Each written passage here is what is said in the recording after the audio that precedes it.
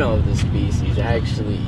Oh, hello there! Shane Miles here with Molly Wetloff on a beautiful spring day in O'Neill, Nebraska. The O'Neill Screaming Eagle Band and the Junior High Chirping Eaglettes marched in the St. Patrick Parade last Saturday for the honor of the celebration. Also, a handful of OHS high school students were accepted into the Concert or Jazz Central 8 Band Conference at Norfolk Lutheran High. They practiced 4 pieces of music and held a performance on Monday night. Some band students were elected into the Class B All-State Band. They will be participating in it from Friday until Saturday in Norfolk. Now let's hand it off to the weather with Mike and Curtis. Thanks guys. Hello, I'm Michael Dromney here with Curtis Milner bringing you the weekend weather forecast. Friday will be partly sunny with a high of 58, breezy winds, and a gust of high of 35 miles per hour. Then on Saturday, there's a 40% chance of rain with a high near 46 with a stiff northwest wind. And on Sunday, it will be calmed down because mostly sunny and a high near 54. Monday will also be sunny with a high near 64. Next week should warm up with highs reaching into the 70s.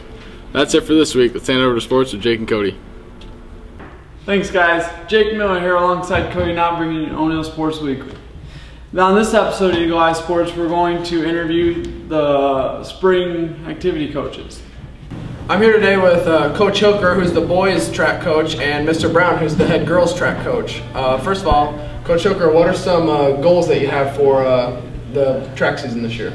Well, since we've been coaching here, Mr. Brown and myself, we've won 1 boys meet, which was last year, so my goal is to double that. So we can get 2 team championships and a couple invites issued. This is great. See some better performances. We have some young athletes from last year coming in, and expect to see some better marks and be more competitive, not only as individuals but as a team.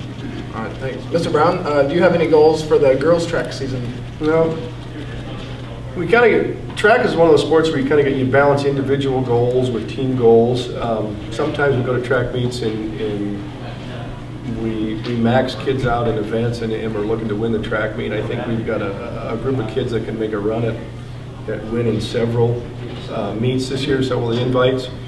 But then sometimes we want to gear up for like districts and maybe just focus on 1 or 2 events and see if we can get personal bests and get people qualified for the classic, get them good times for district entries, and see how many kids we can get down to the state meet as well. So depending on how kids are feeling, depending on what meet it is, we change our focus a little bit. But we've got a good core group of seniors and a nice group of young athletes that kind of fill in behind them, and I think we can be pretty competitive as a team and as individuals this year.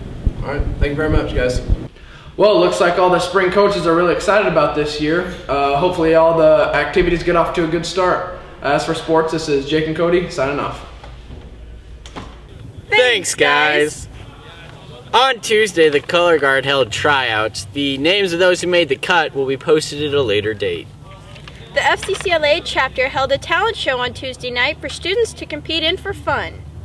The 4th graders have been creating projects that represent the culture of Nebraska.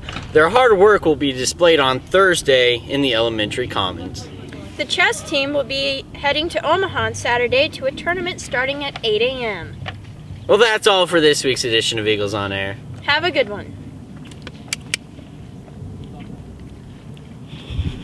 The Class B speech team traveled down to Kearney to compete in the state speech meet.